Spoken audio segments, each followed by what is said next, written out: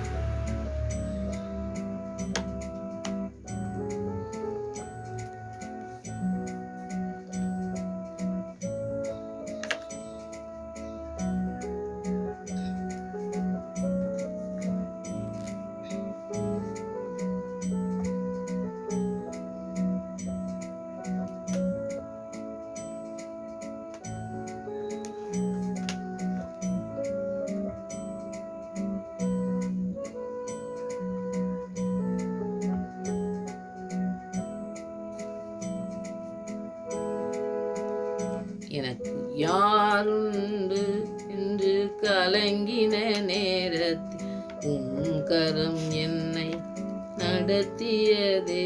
எனக்கு யாருண்டு என்று கலங்கின நேரத்தில் உம் கரம் என்னை நடத்தியதே.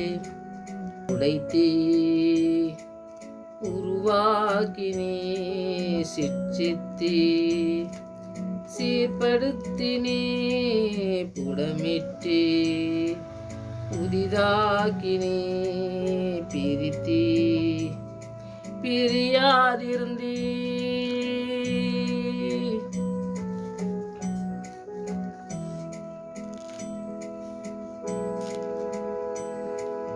பள்ளத்தின் நடுவில் நான் நடந்தே அச்சத்தில் உச்சத்தை பார்த்தே. ஒளியில்லா இருளில் நான் நடந்தே இயேசுவில்லா வாழ்வை நான் வெறுத்தே.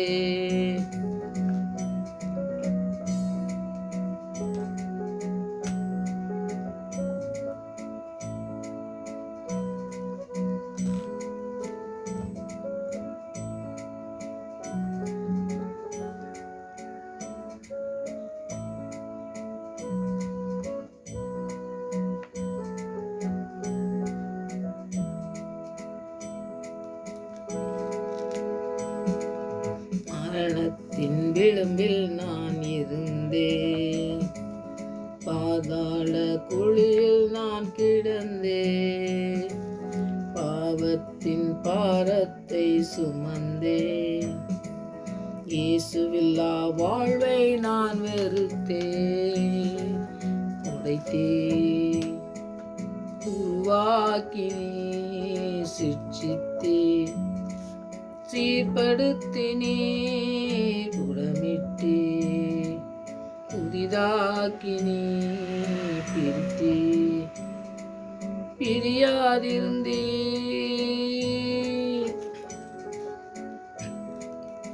எனக்கு யாருண்டு என்று கலங்கின நேரத்தில் உம் கரம் என்னை நடத்தியதே.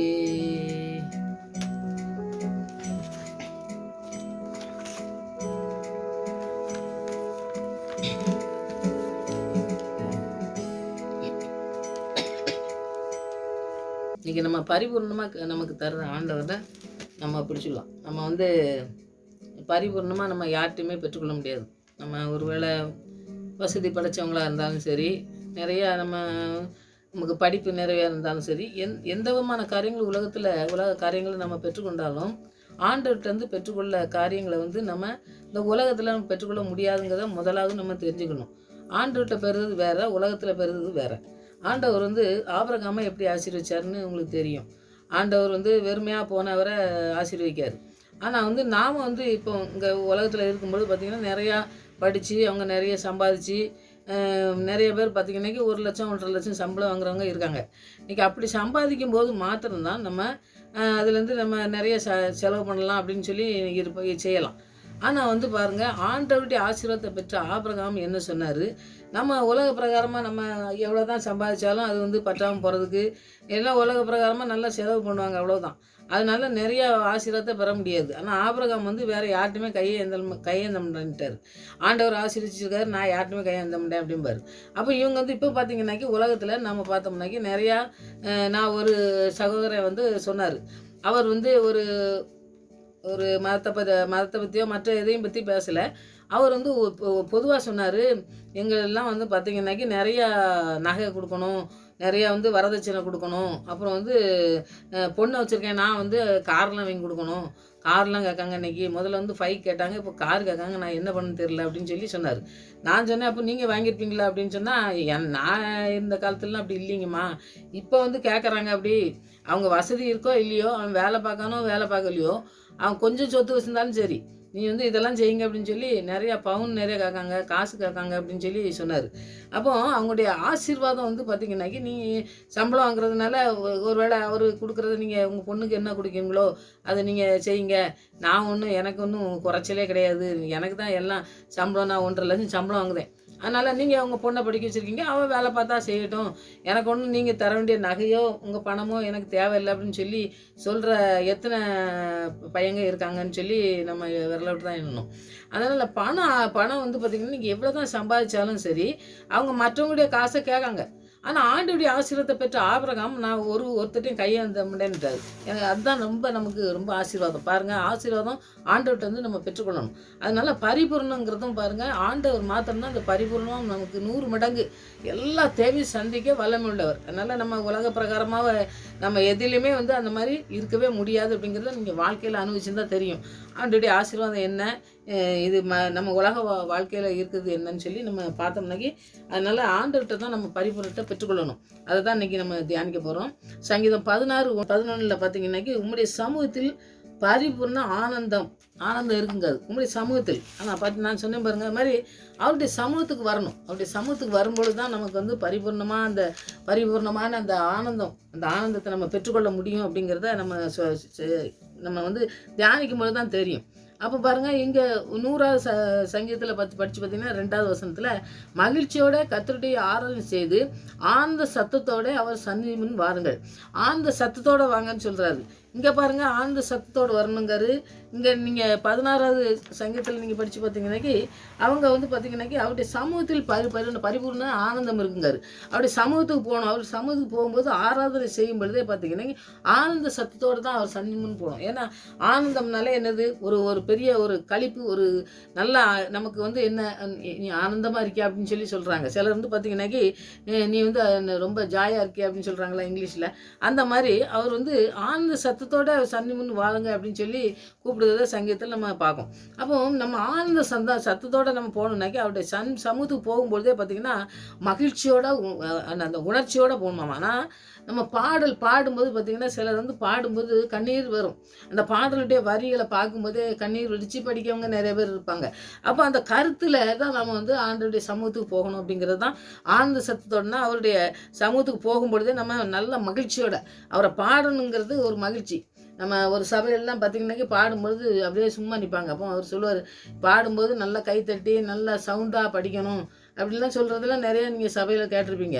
அந்த மாதிரி படிக்கணும். அப்படி ஆனந்த சத்தத்தோடு அவர் சந்நிதிக்கு போகணுன்னா அவர் வந்து நம்மளை மீட்டெடுத்திருக்காரு, நம்மளை ரட்சித்திருக்காரு. நம்ம வந்து அவருடைய ஜனங்கள், அவர் நம்ம மேய்ப்பராக இருக்கார். அப்போது அந்த உணர்வோடு தான் நமக்கு நம்முடைய சொந்தமானவரை நம்ம தியானிக்க போகிறோம். நமக்கு எல்லாவற்றையும் செய்து முடிக்கிறவரை நம்ம தியானிக்க போகிறோம். அப்போ எப்படி போகணும், அவரை தினமும் பாடி துதிக்கிற பிள்ளைங்களா அவர்கிட்ட வந்து அவருடைய சமூகத்தில் போகும் பொழுது எப்பவும் ஆனந்தத்தோடு அவருடைய உணர்வோடு அந்த மகிழ்ச்சியோடு போய் நம்ம துதிக்கணும் அப்படிங்கிறத இந்த சங்கீதத்தில் நம்ம பார்க்கோம். அப்போ நம்ம ஆனந்தம் எப்படி வரும்னாக்கி ஆண்டவருடைய சமூகத்தில் வரும்பொழுது தான் வரும்னு சொல்கிறாரு. அப்போ அவருடைய சமூகத்தில் இருந்து அவர் பெற்றுக்கொண்டதை தான் அவர் எழுதி வச்சிருக்காரு.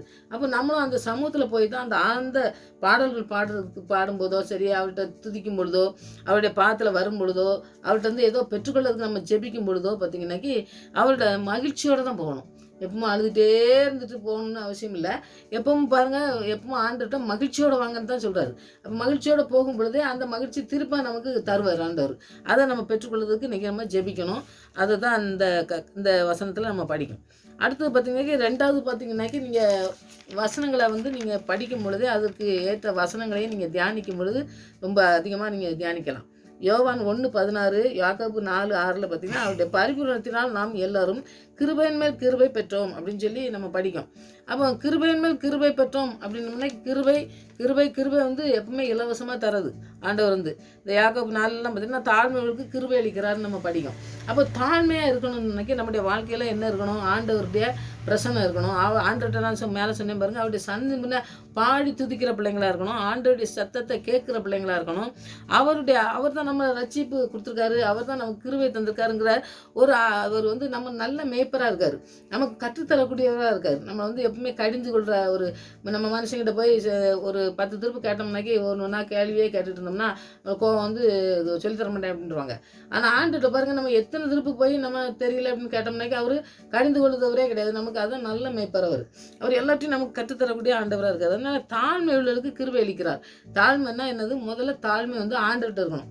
ஆண்டவர்கிட்ட நம்ம எதுவும் கேட்கும் பொழுதோ ஏதாவது நம்ம அவர்கிட்ட பேசும்பொழுதோ அவர்கிட்ட ஏதோ நமக்கு ஏதோ தேவை, அந்த தேவையை கேட்கும் பாருங்கள். கேட்கும் பொழுது ஆண்டவர்கிட்ட தாழ்மையாக கேட்கறதுக்கு நம்ம கற்றுக்கொள்ளணும். அப்படி தாழ்மையாக கற்றுக்கொள்ளும் பொழுதே மற்ற மனுஷங்கிட்ட நம்ம தாழ்மையை இப்போ ஒன்றும் அதுக்கு தனியாக படிக்கணும்னு அவசியமே இல்லை. ஆண்டவர்கிட்ட தாழ்மையாக இருக்கும்பொழுது அந்த தாழ்மை தன்னாலே அதனுடைய பிரசனத்தில் நம்ம இருக்கும்பொழுதே மற்றவங்களுக்கு தாழ்மையாக இருக்கணும். மற்றவங்கள்ட்ட தாழ்மையாக இருக்கணும்னா உடனே அதனால் அவங்க காலில் விழணும் அப்படி நான் சொல்லலை. ஆண்டவருடைய பிரசன்னம் நம்மளோட இருக்கும்போது நம்ம ஆண்டவர்கிட்ட எப்படி இருக்கோமோ அதுபோல் மற்றவங்ககிட்ட பழகும் பொழுது அவங்ககிட்ட எப்படி நம்மளுடைய பெருமையை ஏதோ நான் தான் இப்படி அப்படின்னு சொல்லிட்டு பெருமையாக பேசுவாங்க பார்த்தீங்களா, அந்த மாதிரி காரியம் வந்து ஆண்டவருக்கு பிடிக்காத காரியமாக இருக்குது. அதனால் ஆண்டவர்கிட்ட பெருமையாக இருக்கிறது அவருக்கு பிடிக்கிறது இல்லை. தாழ்மையாக இருக்கிறதுக்கு கிருபை அளிக்கிறார். பெருமை உள்ளதுக்கு எதிர்த்து நிற்கிறார். ஆண்டவர் எதிர்த்து இருந்தாருன்னா நம்ம வாழ்க்கை எப்படி இருக்குன்னு கொஞ்சம் நம்ம சிந்தனை பண்ணி பார்த்தோம்னா பயம் வந்துடும். அதனால் ஆண்டவருக்கு எதிர்த்து நிற்கக்கூடிய காரியங்களை வந்து செய்யக்கூடாது. தாழ்மை உள்ளதுக்கு கிருபை அளிக்கிறது. நம்ம தாழ்மையாக இருக்கிறதுக்கு கற்றுக்கணும். இன்னைக்கு பெருமை உள்ளதுக்கு தேவன் வெறுக்கிறான்னு சொன்ன பார்த்தீங்கன்னா, அவர் தேவன்கிட்டருந்து நமக்கு கிடைக்க வேண்டிய ஆசீர்வாதம் அந்த எதெல்லாம் கிடைக்காம போயிடும்னா, நம்ம தாழ்மையாக இருந்தோம்னாக்கி நமக்கு இதெல்லாம் கிடைக்கும். ஆனால் கிடைக்காம போகிறது என்ன பாருங்கள், உதவிகளை பெற்றுக்கொண்டு நம்மளை தாழ்த்தி நம்ம ஆண்டுகிட்டேருந்து ஆசீர்வாதத்தை பெறுதோம், உதவியை பெறுதோம். அவை பெறும்பொழுது பார்த்திங்கன்னாக்கி நம்மளை தாழ்த்தி அவருக்கு முன்னாடி நம்ம எல்லாத்தையும் அர்ப்பணிக்கணும். அர்ப்பணித்து அவரிடத்துல நம்ம வரணும். இப்போ நான் சொன்ன பாருங்கள், சந்தின்னு வரணும்னு சொல்லி அந்த மாதிரி நம்ம ஜெபிக்கிறதுக்கு வரும் பொழுது அவருடைய கிருபை இறக்கம்லாம் நமக்கு சூழ்நிலை மாறும். நமக்கு வாழ்க்கையில் ஒவ்வொரு நாளும் ஒவ்வொரு சூழ்நிலை மாறும் பொழுது அதுக்கெல்லாம் அளவில்லாத அந்த உதவியை தந்து இந்த கிருபையை நமக்கு தந்து அனுதினமும் நமக்கு வந்து உதவி செய்கிறதுக்கு இந்த கிருபையை ஊற்றி நடத்தக்கூடிய நல்ல தகப்பன் நம்மளோட கூட இருக்கார். அதனால் இந்த கிருபை கிடைச்சாலே பாருங்கள், நம்ம தாழ்மைகளுக்கு கிருபை அளிக்கிறாருன்னா கிருபையை நம்ம பெற்றுக்கொள்ளணும். கிருபையை பெற்றுக்கொண்டாலே பாருங்கள் நமக்கு எத்தனையோ காரியங்கள் நடக்கும். நீங்கள் வேதத்தில் கிருபைன்னு வர்றதெல்லாம் எடுத்து படித்து பார்த்தீங்கன்னாக்கி ஆண்டவர் கொடுக்குற காரியங்கள் என்னன்ட்டு சொல்லி நீங்கள் படித்து பார்த்தீங்கன்னா அதில் நிறையா காரியங்கள் நீங்கள் கற்றுக்கொள்ளலாம். அதனால் பாருங்கள், நமக்கு சம்பூர்ணமாக தரக்கூடியவர், நமக்கு பரிபூர்ணமாக தரக்கூடிய ஆண்டவர்கிட்ட நம்ம வந்து என்ன செய்யணும், தாழ்மையாக இருக்கிறதுக்கு கற்றுக்கொள்ளணும். அந்த கிருபையை பெற்றுக்கொள்ளணும். ஆண்டவர்கிட்ட வந்து எதை பெற்றுக்கொள்ளணும்னு சரி, ஆண்டவர் வந்து சொல்கிறது என்னென்னா, நமக்கு முதலாவது என்னென்னா ஆண்டவர் கீழ்ப்படிஞ்சிருக்கணும் அப்படின்பாரு. அவர் கீழ்ப்படிஞ்சிருந்தாலே மற்ற எல்லாமே எல்லா வசனத்தை நம்ம படிக்கும்பொழுது எல்லாமே நமக்கு கற்றுக்கொள்ள முடியும். அதனால் நீங்கள் அதை கற்றுக்கொள்ளும் போதே ஆண்டவர் நிறைய காரியங்களை நமக்கு கற்றுருவார். அதனால் யோவான் 10:10 நானே அவர்களுக்கு ஜீவன் உண்டாகும், அது பரிபூர்ண பரவும் வந்தேன்னு சொல்கிறார். ஆண்டவர் தான் நமக்கு பரிபூர்ண ஆசீர்வாதத்தை தரக்கூடியவருங்கிறத இதில் சொல்கிறார். ஜீவன் உண்டாகவும் சொல்கிறார். எப்போ ஜீவன் உண்டாகும்னா என்ன அப்படின்னு சொல்லி பார்த்தோம்னாக்கி மற்ற 22:32 நீங்கள் படித்து பார்த்தீங்கன்னாக்கி தேவன் ஜீவன் உள்ளவருக்கு தேவனாக இருக்கிறார். அவர் ஜீவனோட நம்ம இருக்கிறவங்களுக்கு தேவனாக இருக்கார். அப்போ நம்ம வந்து என்ன சொன்னால் கிருபையில் அவர் விசுவாசம் மூலமாக தான் நமக்கு வந்து வரதில்ல தேவனிடத்துலேருந்து நம்ம ரட்சிக்கப்பட்டிருக்கோம். அவர் தான் ஜீவன் தர்றவர். அப்போ ஜீவன் நமக்கு ஜீவன் உள்ளவருக்கு அவர் தேவனாக இருக்கிறாரு. நம்ம கூட அவர் இருக்கும்பொழுது தான் நம்ம இப்போ பாருங்கள், மரித்தவங்க கூட பேச முடியுமா? ஒன்றும் நடத்த முடியாது. ஆனால் ஜீவன் உள்ளவர் நம்ம ஜீவனோட இருக்கும்பொழுது நம்மளோட கூட பேசுகிற தேவனாக இருக்கார். அதனால் மறுஜென்மங்கிறது வந்து ஆண்டவர் வந்து சொல்லுவார் பாருங்கள், மறுபிறப்பு பிறக்கணும் அப்படின்னு சொல்லி அதை தந்து நம்முடைய பாவங்கள்லாம் மன்னித்து தெய்வீக கிருபையை நமக்கு தராரு. அவர் ஜீவாத்மாவை ஊதினார், முதல் மனுஷன் வந்து உருவாக்கினார். அதனால் ஜீவனுக்கு அதிபதியே அவர் தான். அந்த ஜீவனை பெற்றுக்கொண்டு நம்ம ஆண்டுடைய அந்த பரிபூரணத்தை பெற்றுக்கொள்ளணும். அந்த பரிபூரணத்தை தரக்கூடிய தேவன் வந்து ஜீவனோருக்கும் நம்ம ஜீவனோடு இருக்கிற காலம் எல்லாம் நம்மளை நடத்தக்கூடிய ஒரு நல்ல தகப்பன் அப்படிங்கிறத நம்ம முதலாவது புரிஞ்சுக்கிட்டு நம்ம அதை செய்யணுங்கிறத நம்ம ஆண்டுகிட்ட ஜெபிக்கணும். 4வது பார்த்திங்கனாக்கி கொலோசியர் 1:19 பார்த்திங்கன்னா இந்த வசனத்தில் வந்து ஆண்டவர் வந்து சொல்லுதுன்னா ஆண்டுடைய தெய்வீக தன்மையை தான் குறிக்குது. அவர் வந்து பவுல் எழுதும்போதே எல்லா வல்லமையும் பொருந்திய தெய்வீகத்துவம் வந்து கிறிஸ்துவில் தான் நிலைத்திருக்குன்னு சொல்லுறாரு. பரிபூர்ண ஆசீர்வாதம் வந்து ஆண்டவர்கிட்ட தான் இருக்குது அப்படிங்கிறத இவர் பவுல் வந்து இந்த கொலோசியரில் சொல்கிறத நம்ம பார்க்கோம். கொலோசியரில் மாத்திரம் இல்லை, எபேசியரில் சொல்கிறாரு. எபேசியர் 3:19 தேவனுடைய சகல பரிபூர்ணத்தாலும் நிறையப்படவும் வேண்டுகிறோம் அப்படின்றது. கொலோசியர் 1:19 பார்த்தீங்கன்னா சகல பரிபூர்ணமும் அவருக்குள்ளே வாசமாக இருக்குது. அவர்கிட்ட தான் வாசமாக இருக்குது. அவர்கிட்ட வாசமாக இருக்கிறத வேற எங்கேயும் நம்ம பெற்றுக்கொள்ள முடியாது. அந்த வசனத்தை பாருங்கள், இவர் வந்து ஜெபிக்கங்காரு.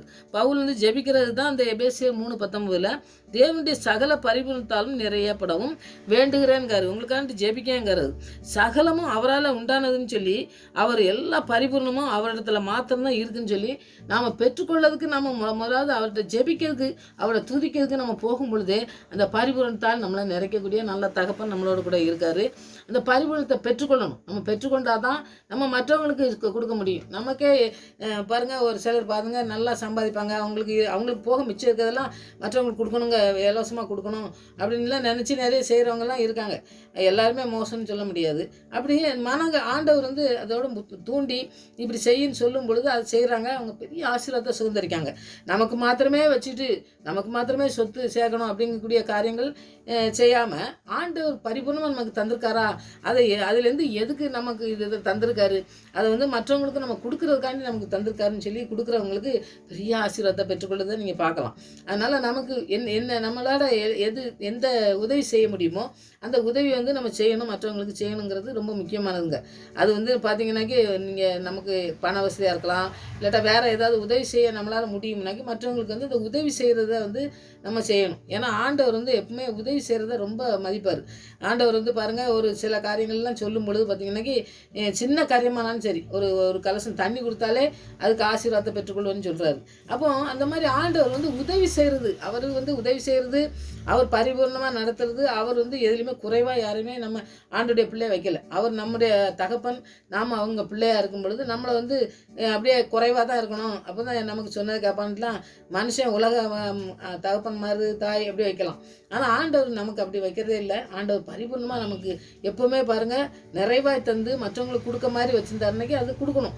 கொடுத்து நம்ம ஆண்டவருடைய ஆசீர்வாதத்தை இன்னும் அதிகமாக சுதந்திரிக்க முடியும். அதான் கொடுக்கும்பொழுது தான் நமக்கு கிடைக்கும். ஏன்னா இறைக்கிற தண்ணி தான் இறைக்க பார்த்தீங்கன்னாக்கி தண்ணி ஊறும். அது இறைக்காமல் அப்படியே போட்டாங்கன்னு வைங்க, அது பூரா அப்படியே அந்த தண்ணியே தான் இருக்கும். ஏன்னா அது ஊற்று அது தண்ணி அந்த மண் என்னமோ சொல்லுவாங்க, அது எனக்கு சரியாக தெரியல. அந்த மண்ணில் இந்த தண்ணி இப்போ ஊற்று போட்டோம்னாக்கி அதை நல்லா மண்ணெல்லாம் சுற்றி இது பண்ணிவிட்டு அதை நல்லா இறைச்சி இது பண்ணும்போது பார்த்திங்கன்னா தண்ணி வந்துக்கிட்டே இருக்கும். ஆனால் மண் அப்படியே கீழே கிடக்கும்போது அந்த தண்ணி மட்டும்தான் போகும் வெளியே, அந்த ஊற்றுல வர நிறைய தண்ணி இருக்குது பார்த்திங்களா, அது வராது. அப்போது நம்ம ஆண்டவர் நம்மளை ஊற்று தண்ணி மாதிரி வச்சுருக்காரு. அப்போ நம்ம ஊற்றிக்கிட்டே நம்ம கொடுத்துக்கிட்டே இருக்கும்பொழுது மாத்திரம்தான் ஆண்டவர் ஆசீர்வதிப்பார். வழியே நமக்கு மாத்திரம்ட்டு சொந்தமாக்கி வச்சுக்கிட்டு நம்ம சேர்த்து வச்சோம்னாக்கி அதனால பிரயோஜனமே இருக்காது. அதனால் பரிபூரணத்தை பெற்றுக்கொள்ளணும்னாக்கி அவர் பரிபூர்ணமாக நமக்கு தந்திருக்காருன்னா அதுலேருந்து மற்றவங்களுக்கும் நம்மளால் முடிஞ்ச உதவிகளை செய்யணும். ஆண்டவர் என்ன சொல்கிறாரோ எப்படி நடத்துகிறாரோ அந்த காரியத்துக்கு அர்ப்பணித்து நம்ம ஜெபிப்போம். ஆண்டவர் பெரிய காரியங்களை இந்த நாட்களில் செய்வார். பரிபூரணத்தை பெற்றுக்கொள்ளணும். ஏன்னா ஈசாக்கு பெற்றுக்கொண்டது மாதிரி நம்ம பெற்றுக்கொள்ளதுக்கு இன்றைக்கி நம்ம அர்ப்பணித்து ஜெபிப்போம். கண்டிப்பாக நம்முடைய வாழ்க்கையும் அதையே செய்வார். மற்றவங்களுக்கு கொடுக்குற பிள்ளைங்களாக மாற்றுவார். ஏன்னா கிணறு வெட்ட எல்லோரும் வெட்டினதெல்லாம் தண்ணியே வரல, ஈசாக்கு வெட்டினதெல்லாம் தண்ணியாக வந்துச்சு பார்த்திங்களா. அந்த மாதிரி நம்முடைய வாழ்க்கையில் இந்த நாட்களில் ஒரு பெரிய மாற்றத்தை நம்முடைய வாழ்க்கையில் எதெல்லாம் குறைவாக இருந்தோ அதை பூரா நிறைவாக்கி தந்து நம்மளை ஆசீர்வதிக்க வல்லமுள்ள தேவன் இந்த வசனத்தின் மூலமாக ஈசாக்க மாத்திரமில்லை நம்மளையும் ஆசீர்வதிக்க வல்லமுள்ளவர். அதனால் நம்ம அர்ப்பணிப்போம். அற்புதமாக நம்மளை நடத்துவார், நம்ம பிள்ளைகளை நடத்துவார். சந்தியாக ஆண்டவர் பரிபூர்ணமாக பிள்ளைகளை நடத்துறதுக்கு நம்ம அர்ப்பணித்து ஜெபிப்போம். ஆண்டவர் பெரிய காரியங்களை செய்வார். ஆமென். ஜெபிப்போம். என் இயேசு ராஜாவுக்கே என்னாலும் ஸ்தோத்திரம், என்னோடு வாழ்பவர்க்கே என்னாலும் ஸ்தோத்திரம், என் இயேசு ராஜாவுக்கே என்னாலும் ஸ்தோத்திரம், என்னோடு வாழ்பவர்க்கே என்னாலும் ஸ்தோத்திரம். ஆம் தகப்பனே, உம்மை துதித்து உம்மை பாடி உம்முடைய சமூகத்துக்கு கிட்டி வந்து ஆண்டவரே உம்முடைய வசனத்தை நாங்கள் தியானித்து அதே எங்களுக்கு உணவாக இருக்க அந்த உணவை நாங்கள் ஆண்டவரே அந்த கிருபையை நாங்கள் பெற்றுக்கொண்டு ஆண்டவரே இந்த பரிபூரணத்திலே அந்த பரிபூர்ண ஜீவனை பெற்றுக்கொண்டு பரிபூர்ண ஆசீர்வாதத்தை பெற்றுக்கொண்டு இந்த உலகத்திலே வாழ எங்களை அழைத்த தெய்வமே நமக்கு ஸ்தோத்திரம். நல்ல மேய்ப்பராக இருந்து எங்களை சரியாக பாதையிலே நடத்தி சென்று எங்களை முற்றிலுமாய் ஆண்டவரே உங்களுடைய கருத்தில் அர்ப்பணிக்கும் பொழுது நீங்கள் நடத்தி செல்ல வல்லமுள்ள தேவனாக இருக்கீங்க. அதுக்காக நன்றி செலுத்துகிற சுவாமி. பரிபூர்ணத்தை பெற்றுக்கொள்ள என் தகுதி இல்லாத எங்களை பரிபூர்ணத்தை தந்து எங்களை தகுதிப்படுத்தினீரே ஸ்தோத்திரம் ஐயா. உங்களுடைய பரிசுத்த இரத்தத்தினால் எங்களை மறுபிறவி பதவியிலே கொண்டு வந்து ஆண்டவரை மறு ஜென்மத்துக்கு ஆண்டவரை கொண்டு வந்து எங்களை நடத்தி சென்றீரே சுவாமி. அதுக்காக நன்றி. ரட்சிப்பின் பாதையிலே எங்களை நடத்தி சென்றீரே. பரிசுத்த ஆண்டவரை ரத்தத்தை கொண்டு எங்களை பரிசுத்தப்படுத்தினீரே. அதுக்காக நன்றி செலுத்துகிறோம் சுவாமி. ஒன்றுக்கும் உதவாமல் எங்களால் தள்ளப்பட்ட மனிதனால் தள்ளப்பட்ட கல்லை மூளைக்கல்லாய் மாற்ற தேவம் எங்களையும் மாற்றி வழிநடத்துறீரே. அதுக்காக நன்றி செலுத்துகிறோம். இந்த நாள் வரை நடத்தின தேவன் இன்னமும் நடத்த வல்லமுள்ளவராக இருக்கீங்க. அதுக்காக ஸ்தோத்திரம் ஐயா. நாங்கள் வெறுமையா எந்த இடத்துல இருக்கணுமோ அதில் பரிபூர்ண ஆசீர்வாதத்தை தந்து ஆண்டவரே கேட்குற பிள்ளைகளுக்கு ஒவ்வொரு பிள்ளைகளுக்கும் அந்த காரியத்தை நீ செய்து வழிநடத்த போவதற்காக நன்றி செலுத்துறப்பா. அர்ப்பணிக்கட்டும் பிள்ளைகள், அர்ப்பணித்து உண்மையே நம்பி ஜீவிக்க ஆண்டவரே அர்ப்பணிக்கட்டும். நீர் உம்முடைய வசனமே உணவாகட்டும். நீர் கொடுக்கிற அந்த வார்த்தையை தகப்பனை பரிபூர்ணமாய் செய்யும் என்று ஆண்டவரே அவர்கள் விசுவாசித்து உம்முடைய பாத்திலே வரட்டும். உம்மை பாடி ஆராதிக்கட்டும். ஆனந்த சத்தத்தோடு உம்முடைய சந்ததி முன்னாக வந்து ஆண்டவரே உம்மிடத்தில் ஆசீர்வாதத்தை பெற்றுக்கொள்கிற பிள்ளைகளாய் காணப்பட தேவன் இந்த நாட்களில் நீ வழிநடத்த வேண்டுமா செபிக்கிறையா. ஆவியானவர் எங்களோடு கூட இருக்கிறபடியா அவன் நன்றி செலுத்துகிற சுவாமி. உம்முடைய அபிஷேகத்தினால் நிறைத்து ஒவ்வொரு பிள்ளைகளையும் அப்படியே நடத்தி செல்ல வேண்டுமா செபிக்கிறையா. உம்முடைய கிருபையினால் மூடிக்கொள்ள வேண்டுமா செபிக்கிறையா. உம்முடைய பரிபூர்ண ஆசீர்வாதத்தை பிள்ளைகளுக்கு மீது ஊற்றி ஆண்டவரே இந்த உலகத்திலே அநேகருக்கு கொடுக்கிற பிள்ளைகளை மாற்ற வேண்டுமா செபிக்கிறையா. உம்முடைய பிள்ளைகள் ஒரு பொழுது வெக்கப்பட்டு போவதில்லை என்று சொன்னீங்களே ஆண்டவரே. அதுபோல ஆண்டவரே பிள்ளைகளை நீர் ஆசீர்வதிக்க வேண்டுமா செபிக்கிறையா. குறைவுகளை எல்லாம் நிறைவாக்கி தாங்க. பிள்ளைகளுடைய ஆசீர்வாதத்தை தடையா இருக்கிற எல்லா சத்துருவின் திட்டங்களும் இயேசு கிறிஸ்துவின் நாமத்தினாலே ஆண்டவரே நாங்கள் அப்புறப்படுத்தி உம்முடைய ஆசீர்வாதத்தை சுதந்திரத்துக் கொள்கிற பிள்ளைகளாய் காணப்பட எங்களை தாழ்த்தி உம்முடைய கிருபை கரத்திலே அர்ப்பணித்து ஜெபிக்கிற பிள்ளைகளாய் காணப்பட எங்களுடைய வாழ்க்கையிலே ஒவ்வொரு நாளும் உம்முடைய பிரசனத்தினால் எங்களை நிறைக்க வேண்டுமா செபிக்கிறையா. அப்படி நேரத்தை நடத்தும் பொழுது ஆண்டவரே இந்த குறைகள் எல்லாம் நிறைவாக்கப்படும் என்று விசுவாசத்தோடு நாங்கள் செபிக்க எங்களுக்கு அதிகமாக கற்றுத்தந்து வழிநடத்தமா செபிக்கிறையா. எதிராக வருகிற எல்லா திட்டங்களையும் அர்த்தமாக்கி தேவனுடைய ஆசீர்வாதத்தை நாங்கள் சுதந்திரத்துக் கொள்ள ஆண்டவரே இந்த நாளில் ஒரு வழிகளை திறந்து உதவி செய்ய வேண்டுமா செபிக்கிறையா. ஆச்சரியமாய் நடத்துகிறவர், சூழ்நிலையை மாற்றுகிறவர், இல்லாதவர்களை இருக்கிறதா அழைக்கிற தேவன், எல்லாவற்றையும் செய்து முடிக்கிற தேவன். நீங்கள் சிலுவையில் எல்லாவற்றையும் செய்து முடித்ததனால் எங்களுடைய வாழ்க்கையில் எல்லாவற்றையும் நேர்த்தியாய் செய்து முடிக்க வல்லமுள்ள தகப்பனாக இருக்கிறபடியா உங்களுடைய கிருபையில கரத்திலே அர்ப்பணிக்கிற சுவாமி. பரிபூர்ணமாக ஆசீர்வாதத்தினால் எங்களை நிறைத்து வழி நடத்தவனுமா செபிக்கிறையா. உங்களுடைய பிரசன்னம் எங்களை தாங்கட்டும். அபிஷேகத்தினால் எங்களை நிறைத்து நடத்துங்க ஆண்டவரே. பிள்ளைகளை நடத்துங்க ஆண்டவரே. கேட்குற பிள்ளைகள் ஒவ்வொரு பிள்ளைகளும் பெற்றுக்கொள்ளட்டும் ஆண்டவரே. பெற்றுக்கொண்டு உலகத்தில் ஆசீர்வாதத்தை சுதந்திரத்துக் கொள்கிற ஆண்டவரே தேவன், நீங்கள் வணங்குற தேவன் என்று அநேக பிள்ளைகள் ஆண்டவரே பிள்ளைகளை நோக்கி வரட்டும் சுவாமி. உம்மை நோக்கி வரட்டும் ஆண்டவரே. உடைய நாமம் உயர்த்தப்படட்டும். உடைய நாமம் மகிமைப்படட்டும். உடைய நாமத்தை மகிமைப்படுத்துகிற பிள்ளைகளாக அநேக பிள்ளைகள் எழும்ப என் தேவன் கண்களை திறக்க வேண்டுமா செபிக்கிறையா. இருதயங்கள் எல்லாம் திறக்கப்படட்டும் வசனத்தின் மூலமா ஆண்டவரே. ஒவ்வொரு பிள்ளைகளையும் நீர் அப்படியே ஆசீர்வித்து வண்ணத்தை போர்க்கா நன்றி செலுத்துறப்பா. எங்களோடு கூட இருக்கிறீங்களே அக்கா நன்றி செலுத்துறையா. எங்களோடு இருக்கிற தேவமே நமக்கு ஸ்தோத்திரம் ஐயா. உங்களுடைய பரிசுத்த ரத்தத்தினால் கழுவி இருக்கீங்களே ஸ்தோத்திரம் ஐயா. அப்படியே நீங்க இன்னும் நடத்த போர்க்கா நன்றி. கடைசி வரை எங்களை கைவிடாதபடி நடத்துகிற நல்ல தகப்பனாய் இருக்கிறபடியால் உண்மை நன்றியோடு துதிக்கிற ஸ்தோத்தரிக்கிறேன் ஆண்டவரே. ஹல்லேலூயா. நமக்கு ஸ்தோத்திரம் ஐயா. ஸ்தோத்திரம் ஸ்தோத்திரம் ஸ்தோத்திரம். நன்றி செலுத்துற சுவாமி. உண்மையே துதிக்கவும் உண்மையே ஆராதிக்கவும் எங்களுக்கு கற்றுத்தந்திருக்கீங்களே அக்கா ஸ்தோத்திரம் ஐயா. உங்களுடைய அபிஷேகத்தினால் இன்னும் அதிகமாக நிறையுங்க ஆண்டவரே. இன்னும் அதிகமாக நிறைத்து இன்னும் அதிகமாக நிறைத்து ஒவ்வொரு நாளும் நிறைக்கப்பட்டு ஆண்டவருடைய ஆசீர்வாதத்தை சுதந்திரத்துக் கொள்வது மாத்திரமல்ல, ஆண்டவரே பிரசன்னத்தினால் பரிபூர்ண ஆசீர்வாதத்தை அநேக பிள்ளைகள் கொட்டுக்கிற பிள்ளைகளாய் எங்களை நீ பயன்படுத்தத்தக்கதாக அர்ப்பணிக்கிறோம் சுவாமி. அர்ப்பணிக்கிற எங்களுடைய அர்ப்பணிப்பை ஆண்டவரை அங்கீகரித்து எங்களை ஜெபத்துக்கு கேட்டு பதில் கொடுக்கிற தேவனாக இருக்கிறபடியா நன்றி செலுத்துறேன். நீங்கள் அப்படியே செய்து வண்ணத்தை போர்க்காக நன்றி. கேட்குற பிள்ளைகள் என்ன குறைவாக இருந்தாலும் எல்லாவற்றையும் பரிபூர்ணமாய் கொடுத்து ஆசீர்வதித்து வழிநடத்தவனுமா செபிக்கிறையா. ஜெபத்துக்கு பதில் கொடுத்தவனையா நன்றி. மறுபடியும் அவருடைய சமூகத்தில் வறுமுறை எங்களை காத்து வழிநடத்தமா செபிக்கிறேன். துதிகனமாயமெல்லாம் அம்மா செலுத்துகிறேன். ஏசு ரட்சகர் நாமத்தில் ஜெபங்களுக்கு நல்ல பிதாவே. ஆமென்.